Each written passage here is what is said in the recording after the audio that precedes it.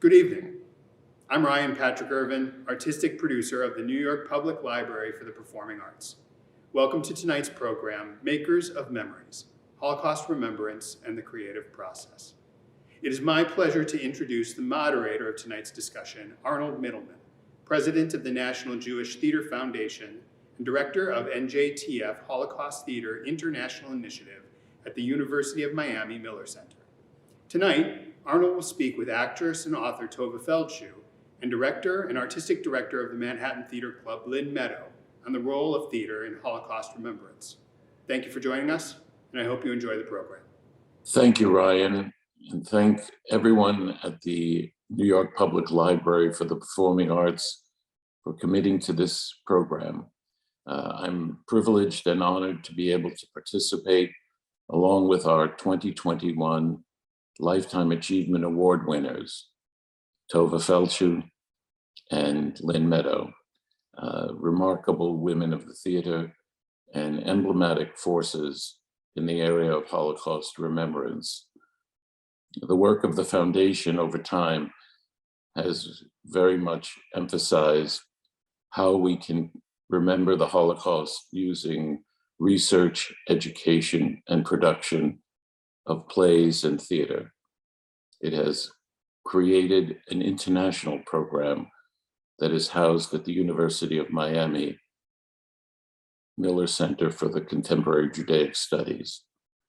And it has become the only program of its kind in the world. I now would like to ask my friend and Tovah and Lynn's friend, the renowned Broadway producer, Daryl Roth, to make a few introductory comments. It's my great pleasure to be asked to help celebrate two amazing women I greatly admire, friends and colleague, Tovah Feldshuh and Lynne Meadow, as they receive the 2021 Lifetime Achievement Award from the National Jewish Theater Foundation Holocaust Theater International Initiative. Through their contributions to our field and their dedication to shedding light on Jewish stories, Tovah and Lynne are women whose work has been inspiring audiences for many, many years. How wonderful it is to honor them today on International Holocaust Memorial Day. Like many of us, Tovah and Lynne have personal and professional lives that have been greatly influenced by their Jewish heritage, traditions, and beliefs. By choosing roles to play, Tovah as a beautiful and talented actress, productions to champion, Lynne as a visionary artistic director and leader, have honored our past and ensured that future generations will experience and always remember our history, our heritage, our truths through the mirror and the magic of theater. I've had the good fortune to work with Tovah many times over the years, and one of the most memorable was a play called Irena's Vow. The play recounted the unlikely but true tale of a Catholic woman's courage to shelter 12 Jews in the basement of the Nazi official's home she was working in during the Holocaust, and ultimately lead them to safety. Tovah brought Irena to life so magnificently with such honesty and passion. Audiences of every religion were enthralled by her performance and by the story itself. In fact, one evening, we were visited by Cardinal Timothy Dolan, who loved the performance and blessed us all.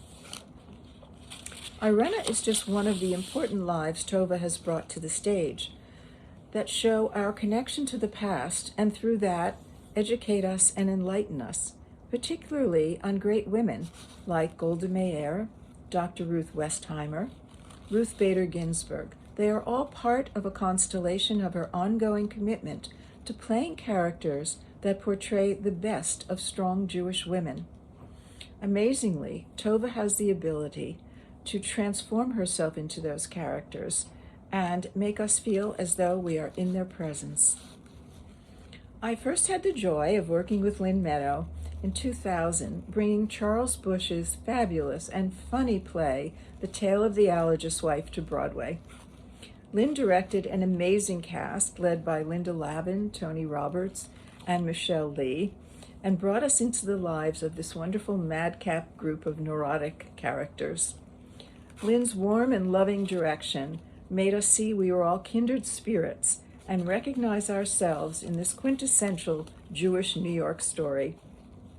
I'm happy to say we are now collaborating on the reunion revival of Paula Vogel's magnificent Pulitzer Prize-winning play, How I Learned to Drive, which will come to Broadway this spring. Charles and Paula are a small representation of the Jewish playwrights that Lynn has championed throughout her career, both as a stage director and as artistic director of Manhattan Theater Club. Richard Greenberg's Assembled Parties and Eastern Standard, among others, Donald Margulies' Sight Unseen, Collected Stories, The Lohman Family Picnic, and Harvey Fierstein's Casa Valentina and Bella Bella, to name a few. Over her illustrious career, she has directed and presented some of our finest Jewish playwrights of our time. Theater, music, and art have always had the power to lift our spirits, to inspire us, to engage our imaginations, and to feed our souls. Now more than ever, as we emerge from these worrisome and challenging times, art matters. The plays that highlight our personal stories, our histories, and our experiences are precious few and need to remain in our hearts. So I thank you, Tovah. I thank you, Lynn, as we all do, for representing role models, for being role models, and for helping us remember the past, illuminate the present, and look toward the future as your work continues to nurture us all. Mazel tov on this very well-deserved honor. With much love. It's indeed my pleasure today to have a chance to talk with my good friend, Tovah Feldshuh, actress and author, and recipient of the National Jewish Theater Foundation 2021 Lifetime Achievement Award. Hi, Tovah. Hi, Arnold. You look wonderful today, darling. It's so good to see you. It's wonderful to see you in this new year. So, this is being shown on January 27th, 2022, 77 years, actually, I think, after the liberation of Auschwitz, and a day that is known as International Holocaust Memorial Day. And I couldn't think of a finer example of the messenger of theater as remembrance than you, my dear friend. In some ways, your career, from Yentl through the Holocaust TV series, to Golda's Balcony, to Irina's Vow, to the double roles you played in the soap myth, even the Holocaust survivor, Dr. Ruth, who you just finished playing in New York, has memorialized so many remarkable people who have had their impact felt on Jewish cultural history and identity, and in point of fact, specifically sometimes directly related to the Holocaust. So I guess the simplest question is, how did you feel? How did you cope? How did you create those kinds of roles that require so much understanding of such an incredibly poignant and tragic event? What a beautiful question, Arnold. You know, Shakespeare says, what's in a name? A rose by any other name would smell as sweet. In this day and age, in this new millennium, I disagree with that. We are so responsible to each other between Twitter and Facebook and email that everything is in a name. It's a moniker, a shortcut to trying to identify another person. When we see Bobby De Niro, we think Italian. And when we see a Tovah Feldshuh, as opposed to a Terry Sue Feldshuh, which is my birth name, Terry Sue Feldshuh, and was adorable for a little child, but wasn't a name that I cottoned to either as a woman or at the time, it was an androgynous name, which was not the fashion when I was a little girl. So in all events, I reclaimed my Hebrew name, and the state of Israel fell on my head the minute I got to New York. First, I was at the Guthrie in Minneapolis, and Tovah is a Danish name, so they thought it was a local good.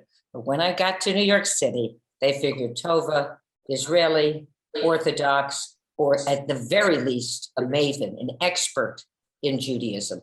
None of this was true, but I was a very strong student and very curious to learn.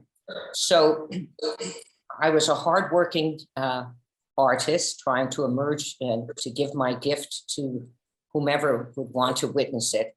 And a Tovah Feldshuh, it was assumed that a Tovah Feldshuh could play a Yentl. And I got lucky. I did a very good audition, and Bob Calvin, bless his heart, gave me that role after he saw me in Dreyfus in rehearsal, where I played Miriam Polotnik, who played Lucy Dreyfus in David Merrick's production, Garson Kanin directing, Ruth Gordon starring. So my path from switching to just musical comedy, I did Cyrano as a musical, I would do Rodgers and Hart, I would get the nomination for Saravah, but that my dramatic path for straight roles on television and on Broadway took a turn with that name. And as opposed to rejecting the mantle and being afraid of being typecast, these roles were so rich. They were so great. All you need to do is give an actor who wants to be transformational, which I do want to be, a great role, they're going to say yes. So Yentl was a girl playing a boy. I mean, it doesn't get better than that, and a Hasidic boy. And we were a big success on Broadway, and this was followed by Holocaust without an audition, Golda's Balcony without an audition, Irena's Vow without an audition, Naomi Bunch on television for Crazy Ex-Girlfriend without an audition. And just recently I played a woman named Mickey Rabinowitz, I think it is, Rabinowitz, opposite Sir Anthony Hopkins with Anne Hathaway as our child. So if I'm the go-to girl for the Jewish, at the moment, the Jewish heroic mother, great. And it's been an opportunity that as I grow older, rather than being frightened of it, I try to ride the horse in the direction it is cantering. And that's the direction it's going. Also, my friend Eddie Almos told me years ago, he said, Tovah, you're going to be cast in these Jewish roles. Don't be a local Jew, be a global Jew, be a global Jew. So I have a great honor. I have, there's a phrase in Hebrew, tikkun olam, which means the repairing or the healing of the world.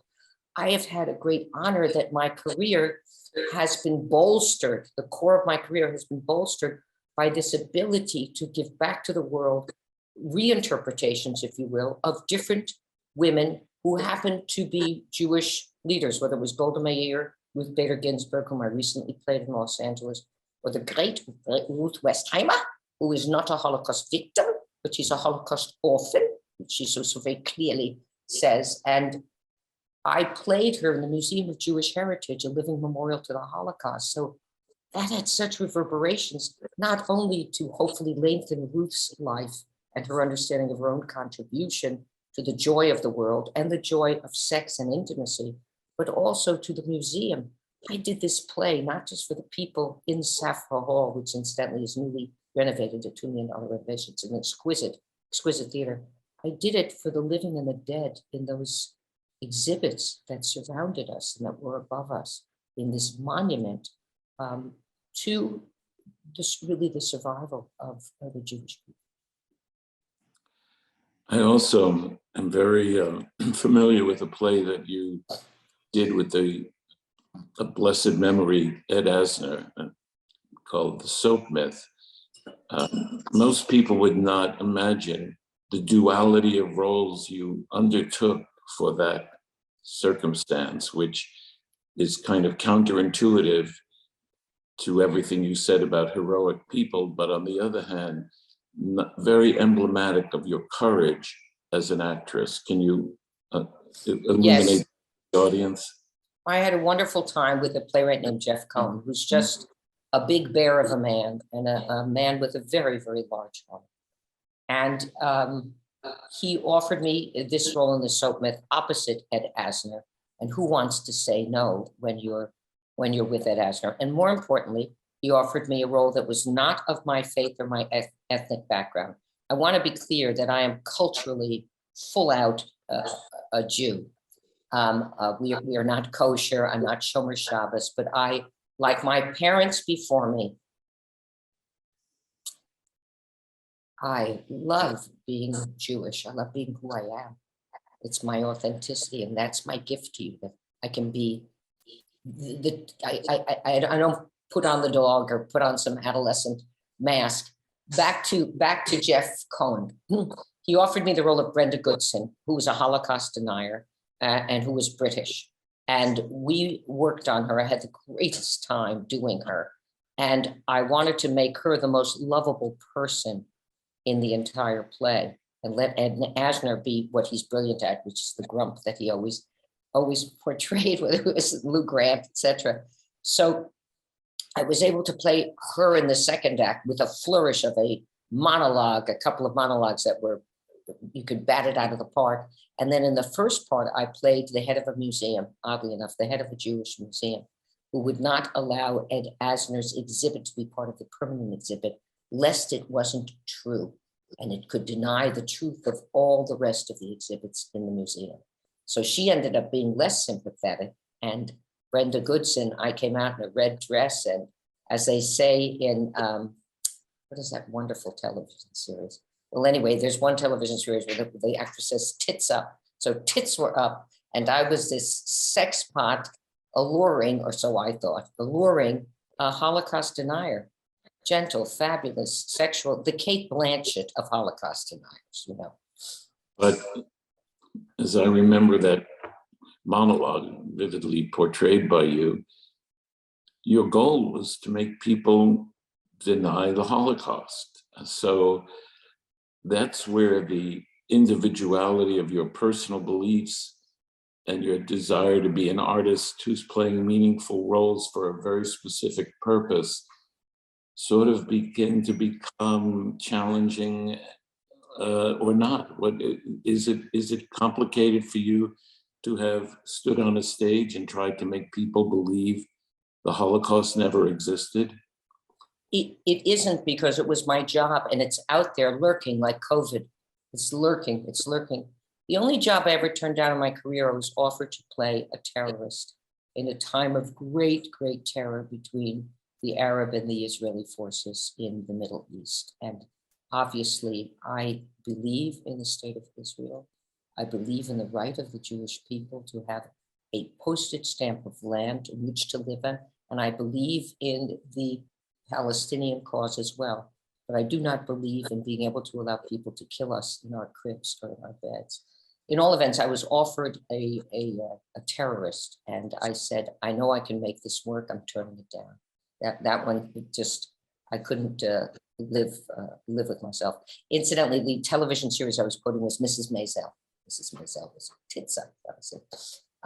So also, I'm about to do a picture where I'm playing a Norse goddess, Margareta Bell, Margareta. So I'm thrilled to play out of this corridor of the great Jewish heroine. Of course, I don't want to be typecast. Of course, I want to play Lear. I'm going to do King Lear at one point, probably Scott Schwartz, and do the classical roles. And what's so interesting, Arnold, is that whether it's Mars Karnofsky or Tovah Feldshuh, that is also associated with the classics. Somehow it's easy for me to get Chekhov, Shakespeare, what I call the heavy lifts, because the name maybe has gravitas, for which I'm most grateful. The great Holocaust scholar Michael Birnbaum, who is actually referred to in the soap myth, talked about traveling the country with Miepkes, the actual woman from the Diary of Anne Frank. Yes. And he said that women from ages 14 to 70 came up to Miepkes and talked with her because they played her and therefore they thought they knew her.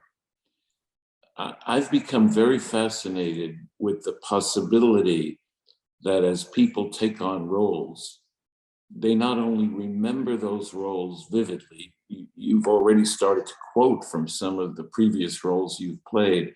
So obviously those things have been embedded in your brain, but that a change takes place in people who have immersed themselves in theater, including even students who played in the Diary of Anne Frank, et cetera. Do you have any sense of how the work you've done has empowered women who've seen you do that work, and what they've told you about that experience of knowing that through you?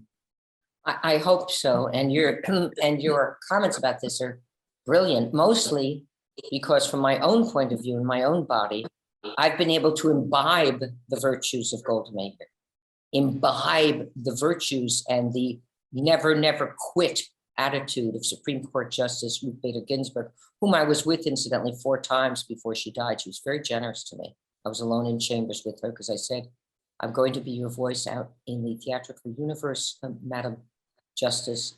How do you want to be remembered? What do you want people to know about you? And she went like this on it. I want them to know I'm funny. It was the best. It was the best. So I've been able to imbibe her extraordinary. That is so Jewish. I know. It's just hilarious. So, and to imbibe the virtues of Ruth Westheimer. Ruth Bader Ginsburg had something very, actually all 3 of them, Golda too. They never gave up. Well, when I saw you in Irina's Vow, I think her daughter was there as well, and it was a Jeannie very Smith. experience. But what struck me, and I guess I'm coming back to it in the hopes that you'll recall, women wanted to wait and talk to you after the play with her daughter. There was something about that experience of what you conveyed that made them feel empowered and entitled to want to discuss things with you. I know you make yourself very, very available as a person to all kinds of causes. But do you get like people who want to discuss their own identity or their feelings about some of the roles you've played or the causes that you represent? Yes, I mean, mostly the roles that I've had the honor of playing. When I teach, I usually teach a thing called the actor's approach to a song. But when I teach, I always say the bigger the transformation, the more the actor gets credit. So if you're doing As You Like It, you want to get Rosalind, not Celia. If you're doing 12 Fine, unless you're Mark Rylance, you want to play Viola and not Olivia. He was the most brilliant Olivia I've ever seen in my born. They used to say in the movies, the bigger the physical handicap, the more chance you have of getting an Oscar, right? Exactly. Leave it to wonderful Hollywood to make their statement on the most superficial, non-metaphoric level, the most literal. So in all event, yes, people have spoken to me about their own transformation. The idea is you want to be transformational. God bless Bradley Cooper. God bless early Bobby De Niro with Raging Bull. God bless Meryl Streep. These are transformational actors who take pride in there goes my phone, in changing their form and their lives in order to communicate the new truth, whether it's Bradley Cooper playing the Elephant Man, let us say. That's my thing. That's how I want to be. And Dustin Hoffman in Midnight Cowboy did exactly that as Ratso Rizzo. So that transformation of the actor says to the audience, if I can do this, think what you can do. And I remember that started with me at Peter Pan, the Municipal Opera House in St. Louis, Missouri, 11,000 people a night. I said, if I can fly a 110-foot skate, or if I can be in Pippin in my 60s doing a full-out trapeze act, think what you can do. Think what you can do. And that is why I'm going skiing tomorrow. I haven't skied in 2 years because of the COVID epidemic, and I'm now a senior citizen. And I do want to ski, but I want to be wise. I'd rather not fall. I hope I can get up. Well, I know you wrote a wonderful book about your mom, and for the moment, I'll just play her role and say, would you please be careful when you ski, Tovah, darling? Please be careful. I will, thank you, Arnold. And Ruth said that, Tovah, I know you're going skiing. You know, I used to ski. You must have a teacher. I want you to pull me from the slopes every day at 4 o'clock. 4 o'clock, that would be 6 o'clock my time. You know, it's just wild. And she says, Tovah, I want the news, but only the good news. And then she went, she laughs like a gerbil in heat. It's very funny, very good. So the reality of you playing all of these remarkable Jewish heroines, or heroic figures, is imprinted in your biography forever. You mentioned this feeling like the state of Israel descended on you when you changed your name.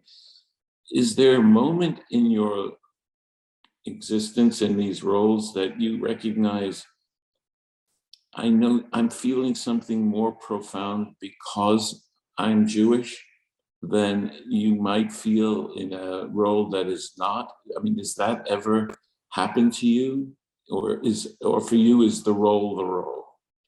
No, because of the remarkable nature of our particular tribe, and our desire to live, because of the privilege of understanding on a gut level, even though I'm the daughter of a GI and I was born after the Holocaust, but the idea of extinction was here in my upbringing, just not here. And my parents, my family came from Austria and England in 1902, so I was spared that in my direct line. But as a result, the interaction between the roles I play, presuming I do them well, and I work very, very diligently to excavate these people. These people were living goddesses and they need to be honored accurately. So Golda Meir, grew up in Milwaukee. So if you don't know Golden, you just go approach her. You think she sounds like Jackie Mason because of the way she looks, but she don't sound like Jackie Mason. She sounds like a prehistoric anteater from Milwaukee, slow moving, and she is an observer learner.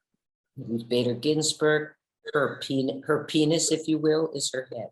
That's her spear into the universe. Her head is so brilliant, it's heavy, and she leads with her head. And Ruth is erect. She's a skier. She's a hiker. She's a swimmer. And she made it through being orphaned in the Holocaust because of the love she received in the first 10 years of her life. And particularly Ruth has affected my own life outside of the theater. It's been great for my marriage. I mean, Andy's one happy camper, and 45 years of a wonderful relationship, one marriage, one guy. And I feel that I'm in service. I think any role we do, we want to be in service. So how can you be in service to the world? My path through my Jewish heroic roles, it's not that it's easier, it's that I've done them so many times that I know the path. I know the UJA is going to ask me to be a professional fundraiser. I know you're all going to show up for me. At Golda's Balcony, you couldn't get in for 4 months. There were group sales were through the roof. The Jewish people tend to love culture, love learning. To love God, one must love learning. To be a good Jew, you don't even have to believe in God, but you have to do the mitzvahs. You have to do deeds of loving kindness. So I didn't know that through transformational acting, that would be my tikkun, but that seems to be my tikkun. And then it bleeds over into Hand for Hand, which Ruth Bader Ginsburg's charity, the Ellen Hermanson Breast Fund, which my friend Julie Ratner heads, or my friend Patty Kenner in the Museum of Jewish Heritage with Jack Klieger and Ruth. I always give to them every year, as well I should. And I guess we'd be remiss if we didn't take a moment to recognize Wendy and Steve Siegel, whose work you have supported with the Gift of Life, non-denominational, but another example of remarkable people. And you've hosted their gala several times. I've seen it, and good for you. It's wonderful that you do so many things for so many people in so many different ways. Arnold, darling, I have to admit, I do them when I'm asked to do them. It's not like I call all these people up and say, hey, can I help you? So don't put a badge of heroism on me, but I do say yes. I do take the yes. Also, as you mentioned, I wrote this memoir, Lilyville, Mother, Daughter, and Other Roles I've Played. Why did I write it? Why did I not write a celebrity autobiography? Because my little life alone is not important enough. I'm a local Broadway baby, and I wanted to hit the universal. What's universal? Well, the mother-daughter relationship is universal, and the parent-child relationship is universal. We're all children of parents, and this shows the dynamic of two trees a mile apart, 40 years apart. My mother had me when she was 40, so we didn't have a generation gap, we had a generation chasm, and how that solved itself through her 103 years of life. And what started out as a very distant relationship became very intimate.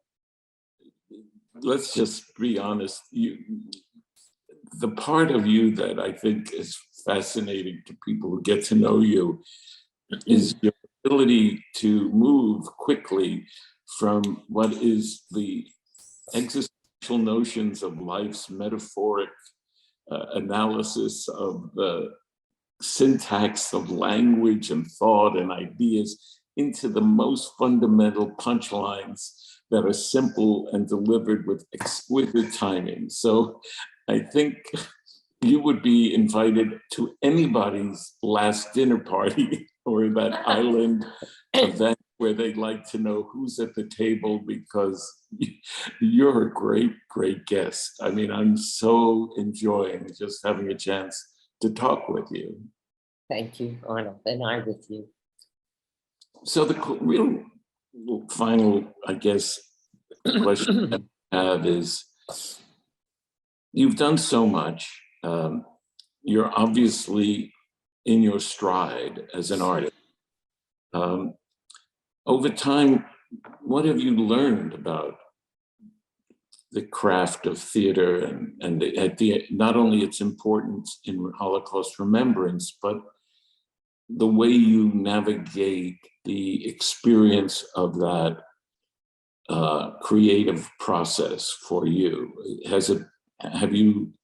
Is it always petrifying, as some people have described, that you're about to embark on something? Or do you ever feel like, I've got this? I mean, what's it like when she's reading a script for the first time and she knows she's loving it? Well, I'm not frightened. I don't get frightened. It's not my thing. It's useless. That's why I don't do it. The other thing is, once you have children, unless you're psychotic, you get off your own center. You get onto the center of making sure the young survive. That's the most important thing. I literally would give my children my kidney. And if I had to give them my life, I'd rather not, but I do it. I don't know about Andy, but I know the children, I'd give them my life. And so if nobody's looking, which nobody is, there's no sense in being frightened. And there's no sense in being worried. Sometimes one worries. My identity is very attached to my abilities, to being excellent. And when I smell a B around, when I mean a B or B minus or C plus, around my ability to do something, I work at it. I keep working to try to refine it, to try to get it up there so it's great for the audience. What I've learned over 50 years, I joined Equity in 1971. Now it's 2022. And I would go to Broadway. I came to New York on Broadway at the Palace Theater in 1973 with Chris Plummer in the musical of Cyrano. And 18 months later, I was on the marquee at the O'Neill Theater, where Book of Mormon now plays in Yentl. So it was remarkable. I was a spear carrier in Minnesota, where nobody believed in me but my brother David, God bless him. And my fate changed when I came here. But what I've learned is that as a young actor, you would chisel a role, you chisel it, you make it perfect, like a hard diamond, a perfect diamond. As you grow older, you build a reservoir of knowledge about the character, so that when you're on the stage, you can make any one of 10 choices about that person. You know them so well that on Friday or on Thursday, December 30th, will be different than Wednesday, the 29th. And if you don't believe me, ask the ushers at the Museum of Jewish Heritage, because my performance wouldn't change drastically, but subtle things would change about it as things occur to me. And they would occur to me right on stage, which is the essence of great film acting. You want it to occur to you anew, if you can give that illusion, right in front of the camera, so that each take is different. So my work now, once it is mastered, is more like a cadenza, a cadenza of Mozart, rather than a sonata of Bach's, rather than a Bach invention, rather than it's more like Chopin and the function of the cadenza, which is when the artist shows his greatest colors in an area after the sonata that he's made up. So I try to know everything about the character so that the character can know nothing about the character. So the actor knows everything, so that when the character gets on stage, it's like a tabula rasa, and you start to write an experience, and that experience manifests through speech. So that's an art form, particularly if you're in 592 performances of Golda's Balcony. So how do you do that? Well, we were in the Iraq War, and every night I would put a different picture of a different soldier who we had lost, who had died. And I had all the dead soldiers all up on stage left. I'd get there at the 5-minute call. Then I would dedicate the performance to some idea in my head. And the last thing I always say, this is somebody's first play, and this is somebody's last play. Somebody out there will be their last play. So when Joe DiMaggio, at the end of his career, hit a Grand Slam home run, and an 8-year-old boy came up to him and said, Joe, how do you do it? How do you do it? And Joe DiMaggio answered, I do it because somebody ain't never seen baseball. So that's how I do my work. That's how I do my work. It's wonderful. And, you know, the overall title of this discussion is Holocaust Theater Remembrance, or Theater as a Tool for Holocaust Theater Remembrance. In your capable and wonderful hands, that has been part of the legacy that you have instilled in our society. I mean, we're makers of memories, those of us in the theaters. That's really who we are. And as a result, you, to me, are a messenger of those memories. So the possibility of what you've instilled in people's minds and hearts as they've watched you ensures, to me, that our mission, our collective mission of using theater as a way of achieving Holocaust remembrance has been in the hands of a great artist. So I just want to thank you for the wonderful work you've done. Thank you, Arnold. Your words will stay with me for years to come. Thank you.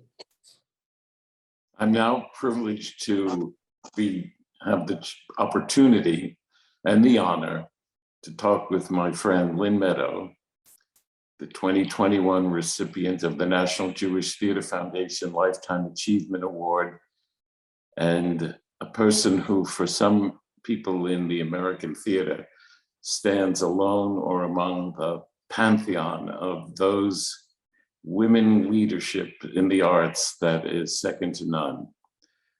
Lovely to see you, Lynn. Great to see you, Arnold. Thank you.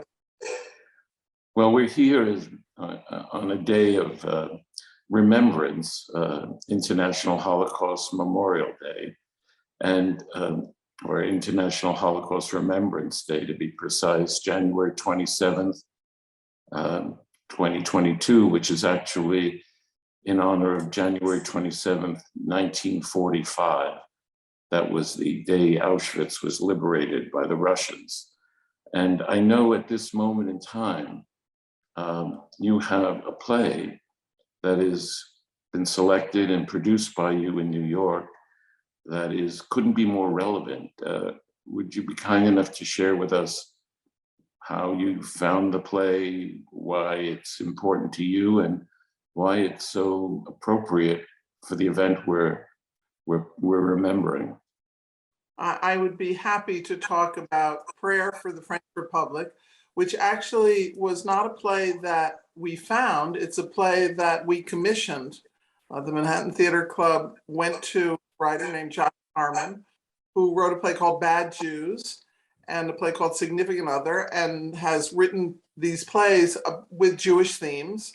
And we asked him to write a play without specifying what. We asked him to think about writing on a large canvas, and he did just that. He wrote about 5 generations of a French family who've been living in Paris, and the play takes place just after the war, and it also takes place in the present, with the family making a decision and confronting what is going on in Paris and in France in 2015, when there were many events, anti-Semitic events, and asking themselves the question, is it still safe for us here? And as we know, this is a question that Jews have been asking themselves probably time immemorial, from many countries, many situations, from Spain to Russia, Lithuania, Germany, obviously. And this play is written by a young writer, based very loosely on family that he's aware of in France. He spent time in France. And it's an incredible portrait of love and family and commitment and questions about religion and questions about safety and what it means to be a Jew in a society in which one believes that one has integrated. The family has a family business. They make pianos, and they're called the Salomon. And I think it's an extraordinary play with tremendous humor, tremendous warmth, and tremendous relevance.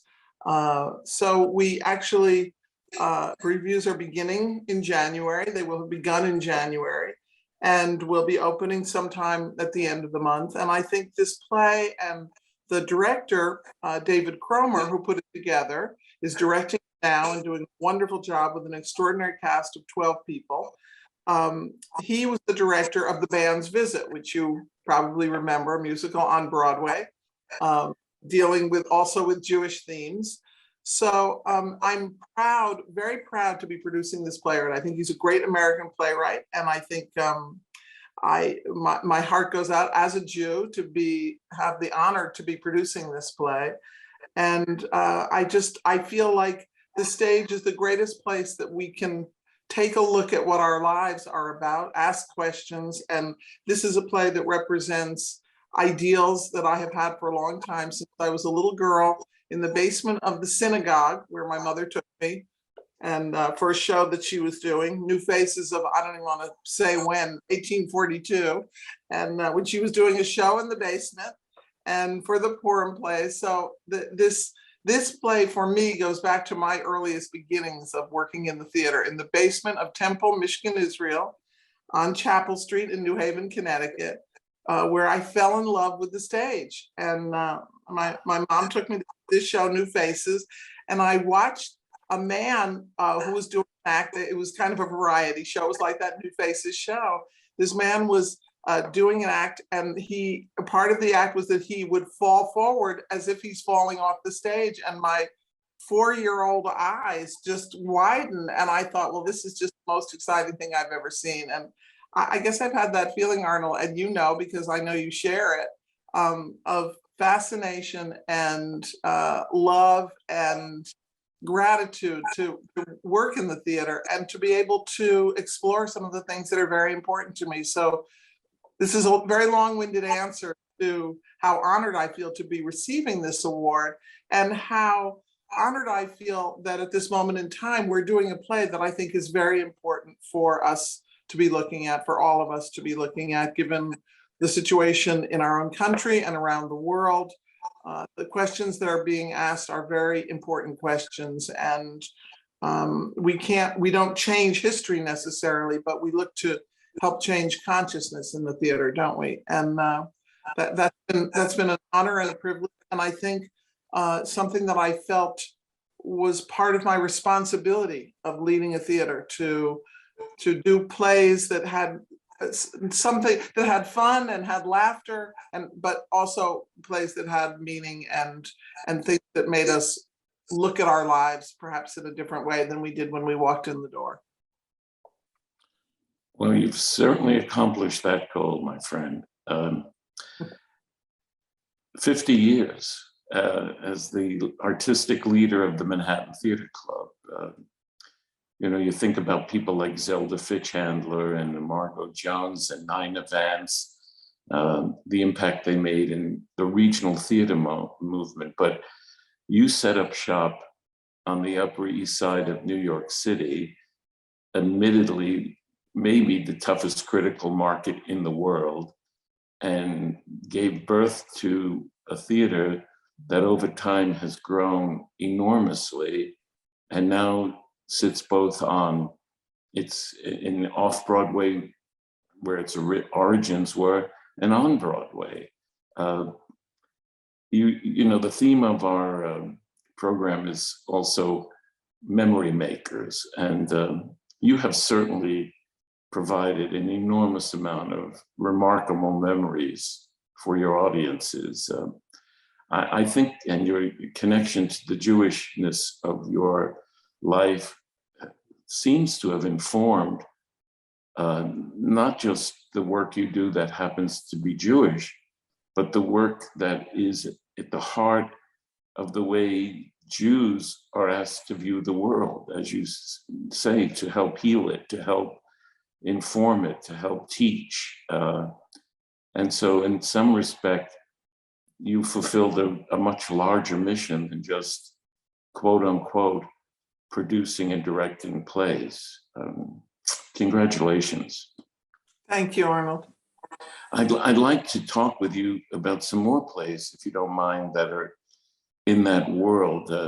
One was an early play you did called Kindertransport. I'm based now in Miami, and there was a play that I did called Sonia Flew by Melinda Lopez that dealt with the Pedro Pan movement, which is Cubans who fled the adolescence of Cuban parents who fled to America without their parents when Castro came to power. But Kindertransport is something that not a lot of people are very familiar with. And you did that play. Would you mind talking about that? I think it was Diane Samuels who wrote it. Yes, Diane Samuels wrote it.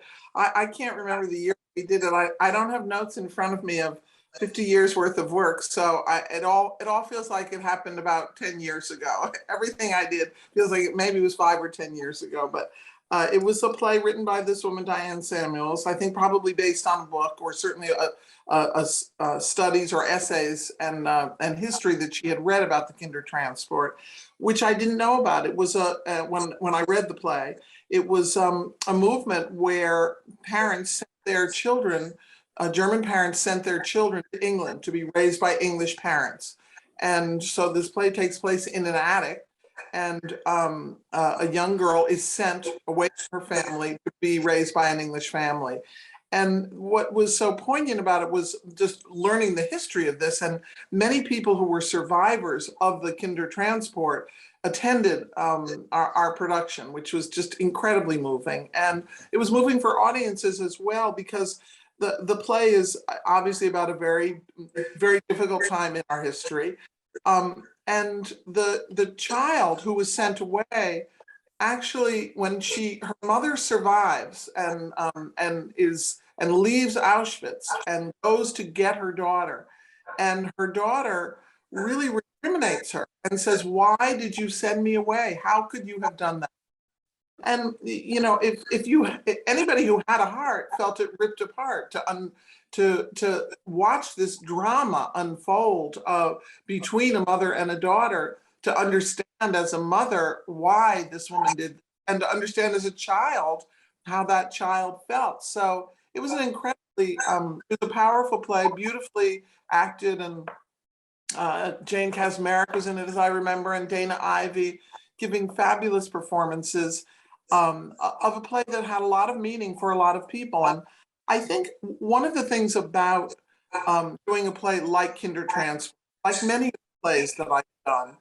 I think if you tell stories that are very specific, and specifically about people, somehow they become about all people. So while many people have not lived, certainly through the experience of sending their child away as they face the possibility of going to a concentration camp, every family has faced hard decisions relative to their children. And I think just speaking about not just Jewish matters, but about matters that are important to all of us, when you enter a play that is about something that has really nothing to do with your life, again, if it's specific enough, it becomes about you. So that I joined Kinder Transport was obviously very meaningful to me, as were the plays of August Wilson. They produced 5 plays, premieres of August Wilson on Broadway, co-produced. And these were plays that brought to life families whose lives many of us in our audience had not experienced. But August Wilson is a great writer. And in so creating portraits, we're able to enter a world and open our hearts more and our minds more to how people live and the difficult choices that people make and fun that people have. So I think the honor that I feel about this award is as much about the things that I've done and the writers whom I have supported over and over, people like Richard Greenberg, who write Jewish themes, and Donald Margulies, who write plays very much with Jewish themes, is also to celebrate people like Alan Ayckbourn, who write plays about middle-class English people, the Moliere of our era, telling us who we were and how we lived, or Brian Friel writing about people in Ireland, and Athol Fugard, when we did many plays of Athol's, I think, 6 plays of Athol's, writing about South Africa and apartheid. So making a commitment to the theater and to a nonprofit theater, I think gives you the opportunity to say, why is this theater not for profit, as opposed to being a theater on Broadway that opens Broadway shows? What is it about our asking people for contributions to do something that we couldn't do without their help? And I think it comes down to the idea of making selections of work that you think have some meaning and will have some meaning in addition to entertaining people, because we've done a lot of funny things in our time, but to give people a chance to learn and open minds and hearts. Our mutual friend Daryl Roth, in her introductory remarks honoring you and Tovah, mentioned the tale of the allergist's wife. And Right. I guess people discovered that you two do have a sense of humor, right? Definitely. That was Charles Bush, who wrote the play, who had written plays like Vampire Lesbians of Sodom and plays that were very wildly camp. Gave me this play. He wanted me to direct the play, and I loved it. And I actually gave it to Daryl. I said, "You should read this play. This play might be something you'd want to do down the road." And in fact, it was Charles who talked to me about the specifics of his writing, to say, I'm really writing about something that's very familiar to me, Jews on the Upper West Side of New York, and in angst and with lots of comedy. So when Linda Lavin's husband, Tony Roberts, says to her, "You're hungry, honey," she says back to him, "I'm hungry for meaning." We recognize this person, and certainly in Linda Lavin's hands, there was great laughter along with Michelle Lee and Tony Roberts in Charles's play. But we really went very deep into the specifics of a middle-aged couple on the Upper West Side of New York. And it's just such a privilege to have been able to do this. And Charles and I had a great time. And people did discover that I had a sense of humor. I think many people thought I was extremely serious because I talked about mission and et cetera. But as you know, I love to laugh. To really go into a much more dark place, based on your previous remark about portraying the individuals, The journalist Gita Sereni, when she was interviewing the head of one of the concentration camps, asked, why did you starve and number the Jews before, if you knew you were going to kill them? And this horrible person said, it was easier to kill them if we no longer could regard them as a fellow human being. And the scholar Michael Birnbaum, the Holocaust scholar who I quote a lot, said, what then is the goal of theater? You know, it is to claim back those biographies, those individual lives, to portray them so that, in a sense, it becomes the counterbalance to the efforts on the part of the Nazis to rid the world of their stories. And in many ways, what you just described is exactly what this Holocaust scholar has said, which is, by making these stories of individuals come to life, we keep them alive forever. Yes. You know, we have a phrase we use a lot at the foundation about attempting to be an artistic moral compass for future generations. I think you've done some remarkable work, but I'd like to just sort of throw a play at you that would not normally be discussed in a Holocaust play, but for me, it's part of the framework of why the Holocaust was able to come into existence. And that's a play like Doubt, in which the morality of people is challenged. And I think we're all recognizing that some of the elements that led to the Holocaust could be alive and is alive in today's world, and that it may be beyond just the Jewish issue that make us recognize what we need to be afraid of, and how important all of theater, regardless of its ethnicity, is to that effort. And if you don't mind talking about Doubt, but I'd also like you to reflect back on Fugard and some of these other people who have touched in worlds that would not be normally part of a Holocaust conversation. Right. I think it's interesting that you bring up Doubt as a play to talk about, because relative to the Holocaust, because I think John Shanley, a playwright, I think we've done, I don't know, 8 world premieres of his, 10, 12, I don't know how many, but Doubt was one of the great plays that he wrote. And he was interested, as he told me, in writing about people who feel powerless.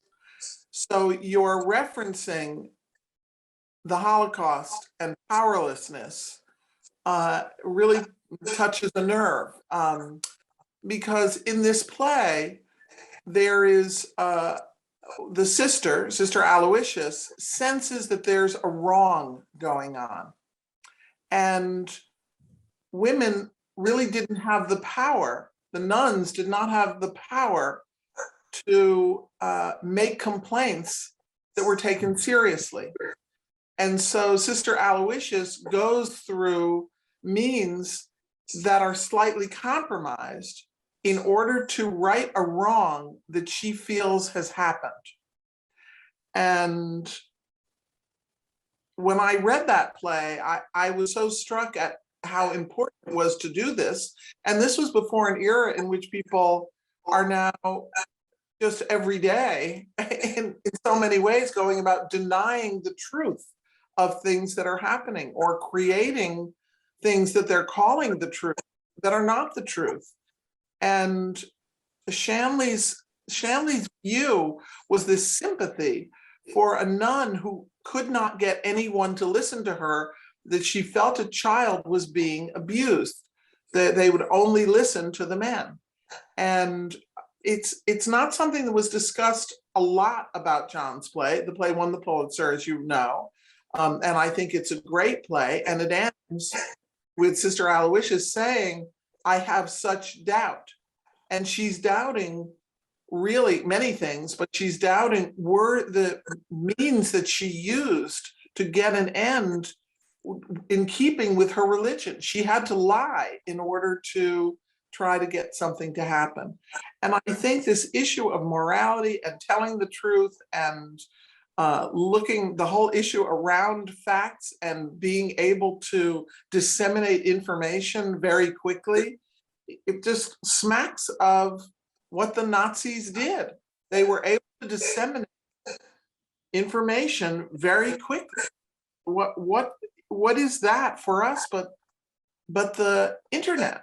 You know, a place that gives us information, gives us a chance to air on, for so many people can see an event like this, an important commemorative event. So there's so much that's so positive, but we have to remember that we have a machine at the human disposal now that is an incredible spreader of virus, of viral thinking, and unfortunately, or fortunately, I don't know, it's just maybe in my gene pool, but I associate that with the ability to spread anti-Semitism.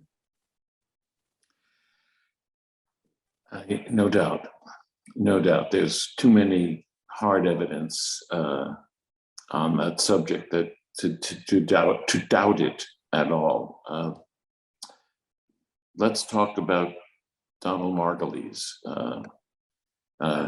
another great Jewish author. When I started the National Jewish Theater Foundation, I was very good friends with the late, great Edward Albee, who came to me and said, well, I guess you're not going to be doing any of my work. And I said, oh, Edward, why do you say that? He said, well, then again, who needs the National Jewish Theater Foundation? There's already a Jewish theater. It's called Broadway. And so only Edward could get away with that remark. But I know.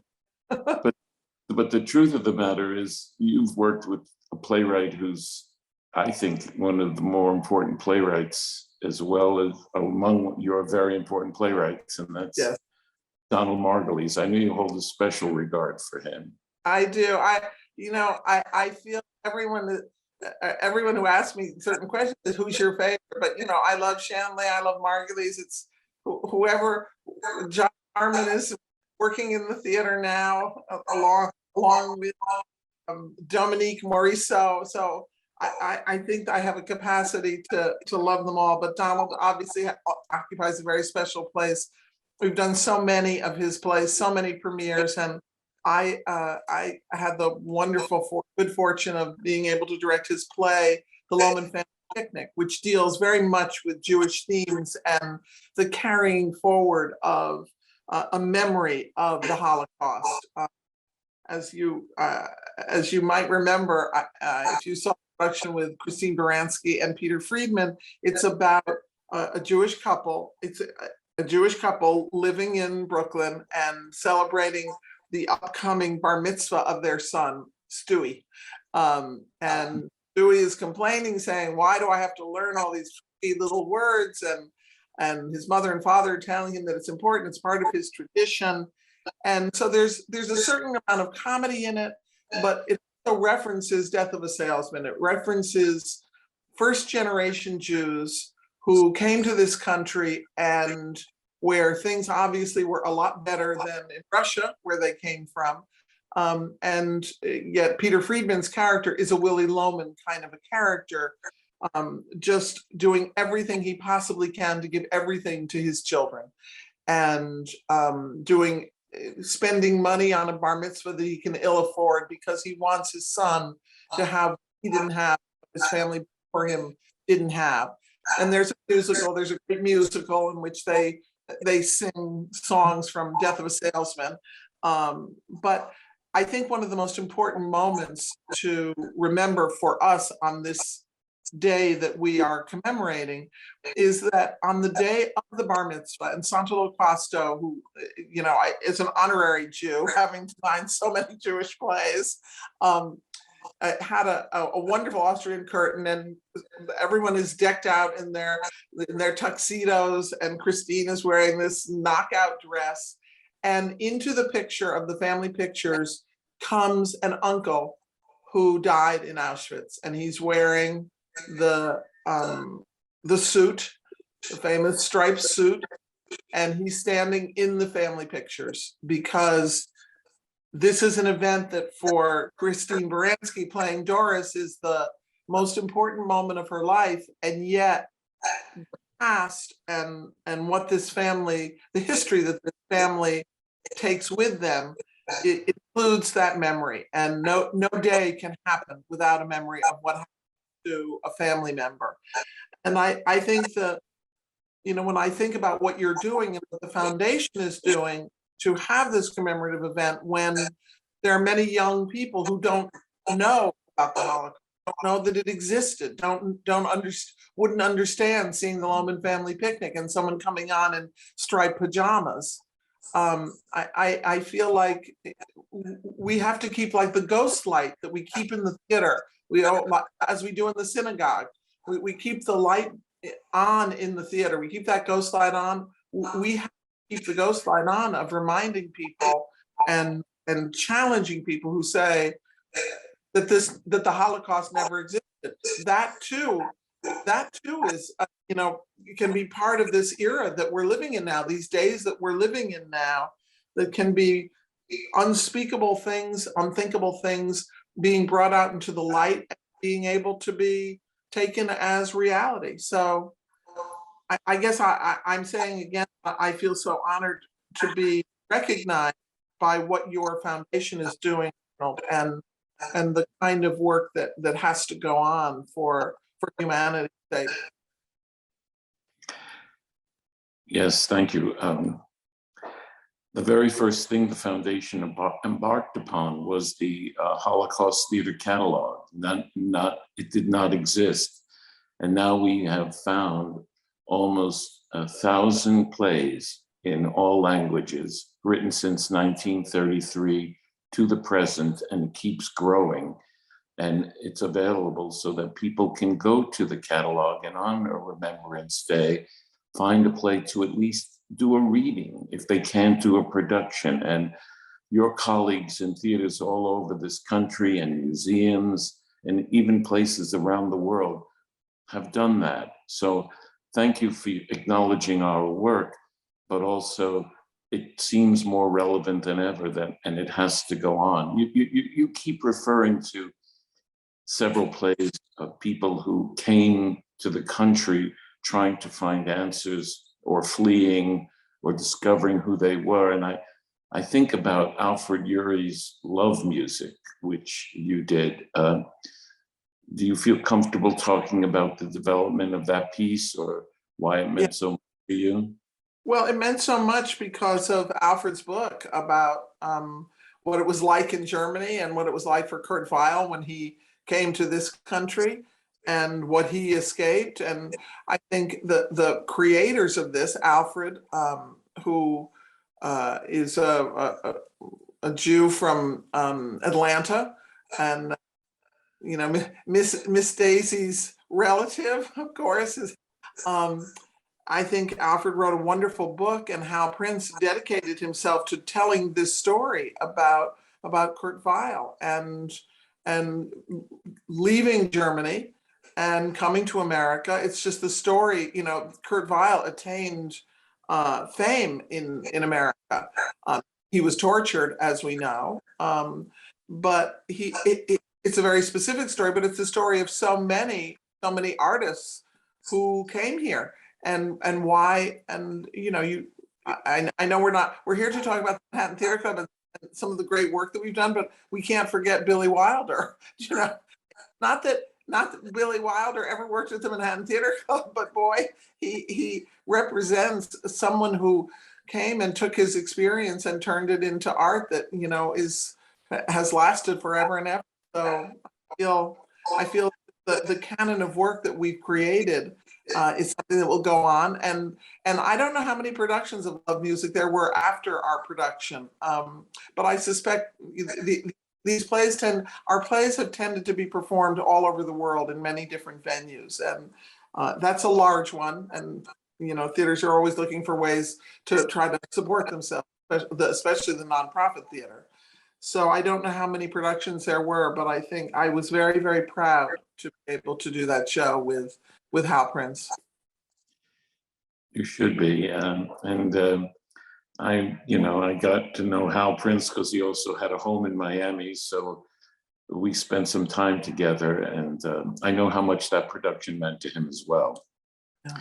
Lynn, I know your schedule is crazy, and you're in tech or getting ready to open 3-4 productions and planning and coping with everything else. But I'm going to just throw a few names in the air, and you tell me if anything sort of sticks or pops out from your mind. Okay. Richard Greenberg. Yes, but Richard Greenberg, another. I keep saying this. I say the number of plays that we did by a writer, and I think what I'm saying, it's as much about my own commitment to artists. And when I was a young girl when I went to the Manhattan Theater Club. I was given a 3-month contract because they thought it was preposterous that a young girl fresh out of the Yale School of Drama as a director, the only woman director in the school, could actually run a theater, and a theater that had a huge debt. But anyway, I had that 3-month contract. I never had another one, and it's many decades later.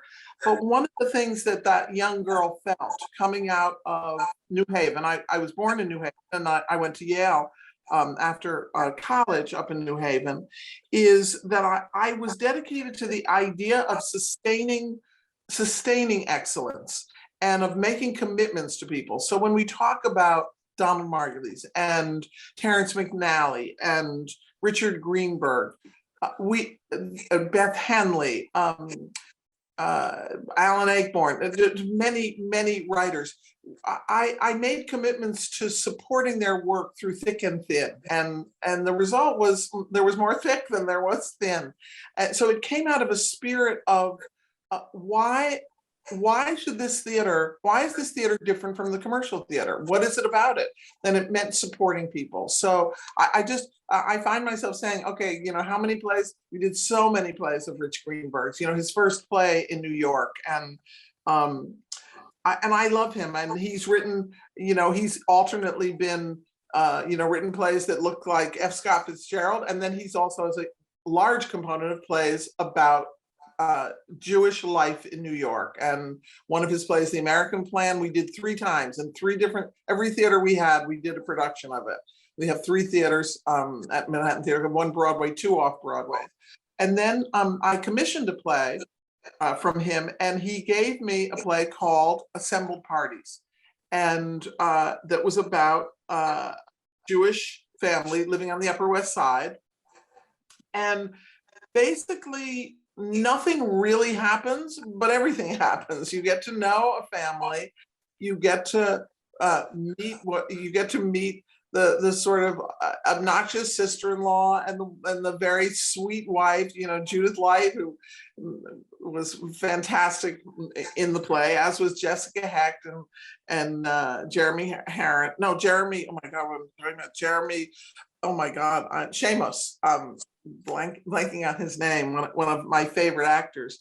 But Rich's play was a story that was so Jewish, with Judith Light arriving with the babka in her hand and having a nervous breakdown that she forgot the babka, or she had to go back and get the babka, that they were celebrating. First in the first act they're celebrating Thanksgiving, and in the second act they're celebrating Passover. But the play was so much about family, about secrets, about connections, about longing, about I don't know how to describe it as an essentially Jewish play, but it too became universal. It was, so many people from all different walks of life got to see the play because Rich told a story of how people's lives can be impacted in ways that you would never imagine. How, someone who just out of college needs a place to stay and sort of falls in love with the woman who's the head of the household, and there's a deep connection forever. The kind of stories that you leave the theater and somehow you feel uplifted, not because someone told you to be happy, but because you saw human beings acting as their best selves and acting in ways that are also sometimes difficult, and understanding that and seeing that. So this writer, Rich Greenberg, who is so soulful and so brilliant, I've had an extraordinary experience working with him on so many plays, and one of the great things is that I've had a home. Maybe it started because my mom worked at the Jewish Community Center, and that's where she did her musicals, and I saw a community of people working on things. But the idea of having community in the theater is so important, and and a community of lots of different people. But some of these writers, I think will be studied for many years to come on college campuses, and hopefully will be performed by all of the parents finale that we did, 14 world premieres of his plays. I don't know, time flew. Time flew as McNally dealt with themes about gay life. What does that have to do really with this award? I guess what it has to do with the award is that Terrence felt that he was living in a community that wasn't recognized, that people weren't really aware of, people had conceptions about, misconceptions about. And so the more we shed light, as we shed light on Jewish themes, the more universal we become, right? Well, my grandmother used to say to anybody who thought the Holocaust was not relevant, let them understand that they might have been Jewish by Hitler. And gay people would have fallen into that category in Germany because he wanted to exterminate at first the disabled, the gay, the different. Anybody who was an other, if that phrase was true, was not going to exist except for his version of the Aryan world that he would create. Exactly. Lynn, one last thing I have to just ask about. You talk about this childhood, and to me, Arthur Miller talks about our audiences as the blood brotherhood of perfect strangers.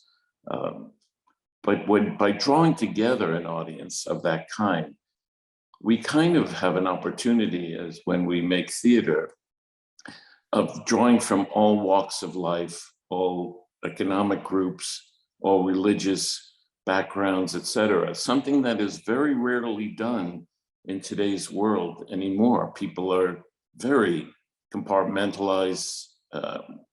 They worship at their own church.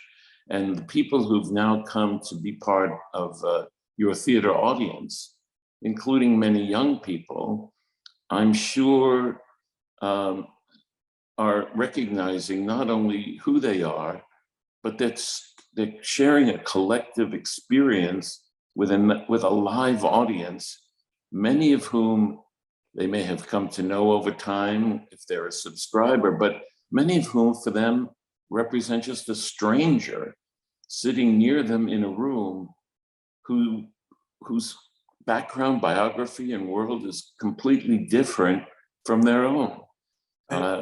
I think that's something that you must, I'll ask you in a question, does that power of a kind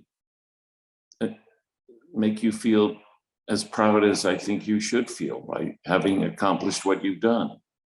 I do feel proud, Arnold, of what we've tried to do for many years of making the theater available to as many people as we could, and through a very distinguished education program that the chairman of our board, David Hodgson, originally was an incredible supporter of. But we have reached out to communities and communities who do not have a chance to go to the theater. We've had artists in schools with kids. We bring kids to every show, and kids, often kids who have never had a chance to be in the theater, The companies say they're the best performances that we do, these student matinees. We've had programs where a student can see a show and then for a free ticket, bring their parents back to see the same show. This outreach is huge, and it should be even more huge as we really try to reach diverse populations. We've been doing it for a long time. There's now a mandate within our industry and in our country to really reach out and have representation on our stages of underrepresented people. So it's something I feel that we made a commitment to a long time ago, but we've redoubled our efforts and are embracing new efforts to say the theater is a place where people can come together and should come together. And as Zelda Chandler used to say, the lights go down, you close your eyes, and then you open them, but it's like you're in a dream together, and it's a collective experience. So yes, I feel proud, and I think I felt many years ago, I said to my partner, Barry Grove, I don't want to run a theater that doesn't deal with young people and students, and trying, even though we can't change the educational system ourselves single-handedly, we have to do our part to try to make it available to more people. And certainly in these days of COVID, in these last 2 years of COVID, this has become very much national.